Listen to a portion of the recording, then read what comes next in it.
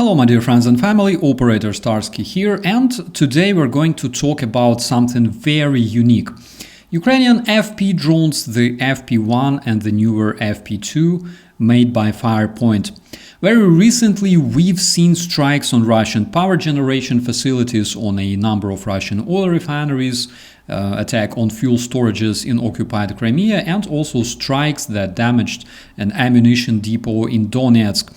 In a lot of those cases, Ukrainian footage and statements point to FP drones designed by Firepoint. So my friends, today we will look in more detail at what those drones are, why Ukraine needs to develop long-range drones, and what makes FP1 and FP2 special, and also why they're giving the Russian invaders some real headache. Let's get into it. You may ask, why did Ukraine need something like FP1 and FP2, having that huge arsenal of long-range drones?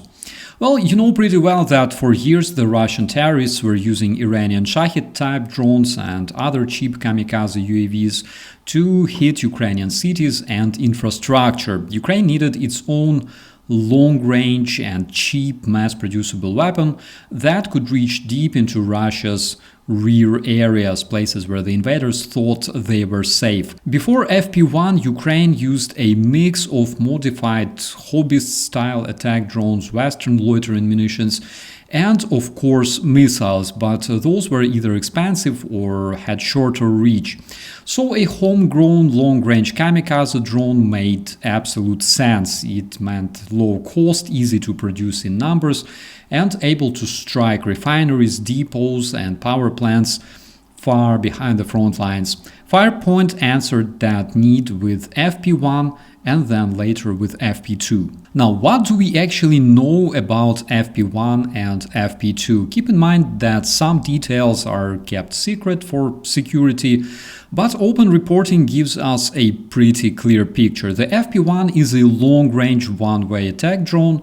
You can think of it as a cheap guided flying bomb built to go deep and hit valuable Russian targets. According to public sources, the FP1 ranges up to around 14 to 1600 kilometers and modular warheads roughly in the 60 to 120 kilogram class, depending on the version. It is a propeller aircraft, relatively simple airframe made of plywood or composite structures, a small piston engine, and a guidance stack that mixes inertial navigation with satellite navigation, plus some resilience to jamming. FP1s were designed to be produced fast and cheaply, with some outlets estimating production scaling from dozens a month to many hundreds or even thousands a month during this year, 2025. The FP2 is a related design, but built for heavier punch at a shorter to mid ranges. Reports say that FP2 carries a much larger warhead, with figures often quoted around 100 to 105 kilograms of high explosives. That means when an FP2 hits a fuel depot or an ammo storage, the damage is far greater than a light kamikaze drone. FP2 also seems designed for first-person view in some missions. Range estimates for FP2 are lower than FP1 because it's a heavier, much more destructible machine, but still enough to reach many strategic sites in Russian rear areas. The navigation and guidance appear to be a mix of GPS or GLONASS satellite navigation, inertial guidance, and operator control for terminal guidance. And the airframe and engine choices keep the production cost still very low while allowing a bigger and heavier warhead. So how do they compare, for example, to the Russian-Iranian Shahed drones? Because those are also pretty simple and cheap and have been a big problem for Ukrainian civilians. In fact, at some point Ukraine learned how to build its own versions of drones using a similar design. For example, FP1 was built to be long-range and relatively cheap per unit, while FP2, as I already mentioned, trades some range for a much bigger warhead.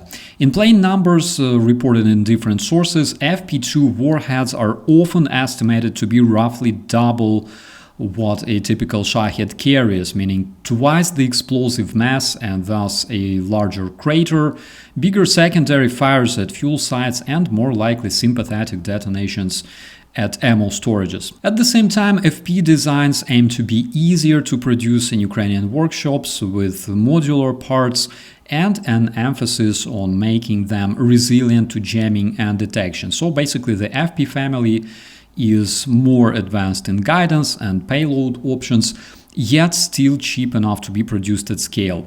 And that's what makes them so uncomfortable for the Russian invaders. Why does that matter in practice? Well, if an FP2 with 100 kg of warhead reaches a fuel storage or refinery, the damage is not only a local fire. It can take pipelines, pumping stations, and whole refinery units offline for weeks. And same with those big Russian ammo dumps. One big explosion can set off secondary detonations and wreck large stockpiles. So even a relatively small number of FP drones used precisely can create outsized logistical pain for the Russian invaders. And that is why we've seen targeted strikes on power plants, on refineries, and on fuel depots in Crimea and other rear areas, and we can expect the number of those strikes to expand. A lot of people ask, are those drones expensive to produce? And the answer is not really, comparatively. The cost of a FP1 is much lower than many missiles and in around the same ballpark or even lower than Iranian Shaheds. The whole idea basically revolves around cheap mass production. Firepoint, the company behind the FP series, reportedly scaled production fast and aimed to make these in large numbers instead of one expensive precision missile, for example.